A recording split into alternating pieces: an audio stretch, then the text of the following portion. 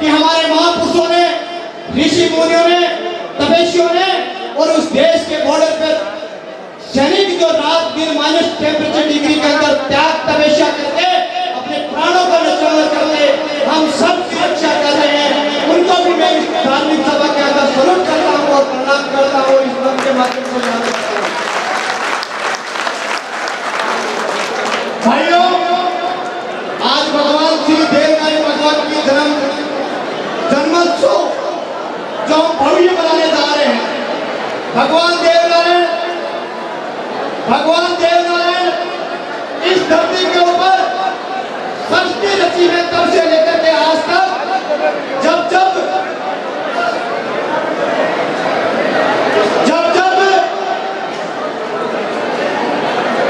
सभी से निवेदन है कि वो सामने पंडाल है, अंदर आए और विराजे और इस धर्म सभा का आनंद ले, ताकि भगवान देवनारायण हम सब के ऊपर खुशियों का एक फूलों का बरसात करते रहें। भाइयों, आज देवनारायण भगवान का एक जन्मोत्सव कार्यक्रम है। जब इस सृष्टि के अंदर जब अत्याचार छाया, चाहे ब्राह्मण का अंकार लो तो श्री राम अवतार हुए थे, चाहे कंस का अत्याचार लो तो भगवान कृष्ण अवतार हुए थे, हिरण्यकंस के अत्याचार को लेकर के प्रहलाद जैसे भक्त पैदा हुए थे। इसी युग के अंदर भगवान श्री देवनारायण भगवान भी इस धरती के अंदर मानव जाति की रक्षा करने के लिए, पशु धन की रक्षा करने के लिए, जीव जंतुओं की रक्षा करने के लिए इस भगवान देवनारायण इस धरती के ऊपर अवतार होकर के, और यह अवतारी का ही तो पुण्य कार्यक्रम है मेरे भाइयों कि मालासर की देवनारायण भगवान की जन्म स्थली के ऊपर देश के यशस्वी जी और पूरी दुनिया का नेतृत्व करने वाला प्रधानमंत्री कल मालासर राजस्थान की धरती के अंदर आने जा रहा है।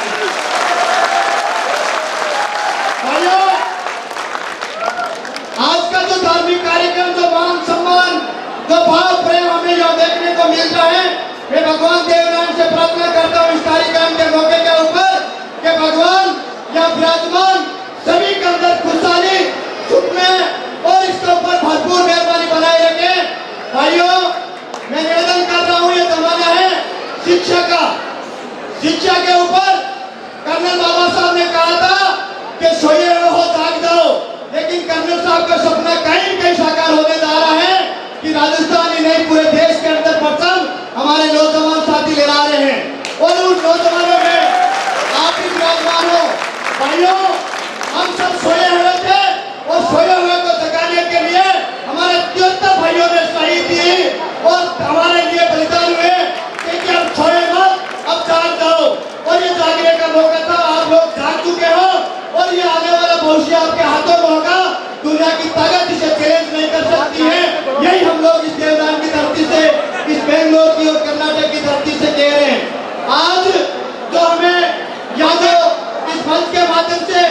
अलग अलग तरह की प्रस्तुतियां तो देने जा रहे हैं, उसका हम राजपथ भरपूर धर्मसभा का हम आयोजन को भरपूर आनंद में लेंगे, और हमारे बीच में जितने भी जिम्मेदार नागरिक इस मंच पे विराजमान है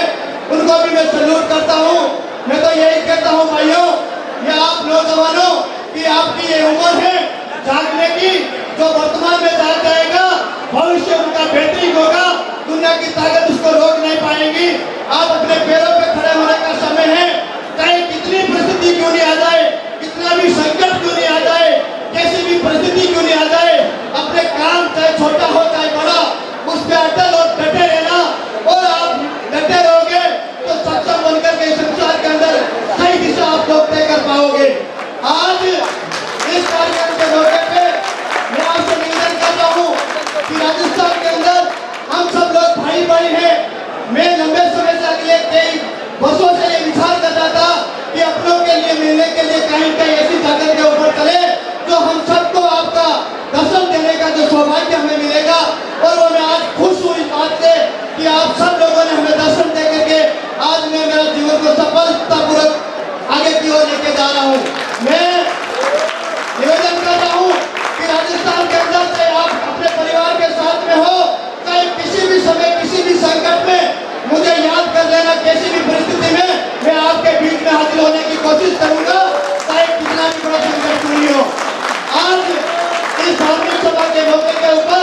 आप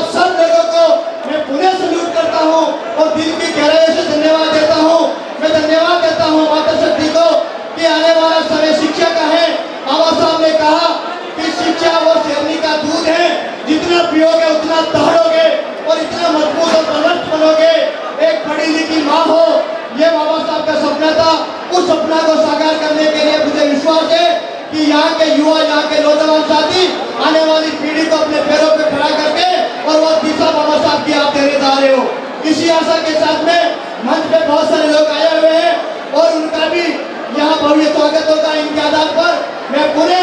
आप सबके चरणों में प्रणाम करता हुआ, माता शक्ति के चरणों में प्रणाम करता हुआ और इस मंच के ऊपर मैं प्रणाम करता हुआ आप सबको दिल की गहराई से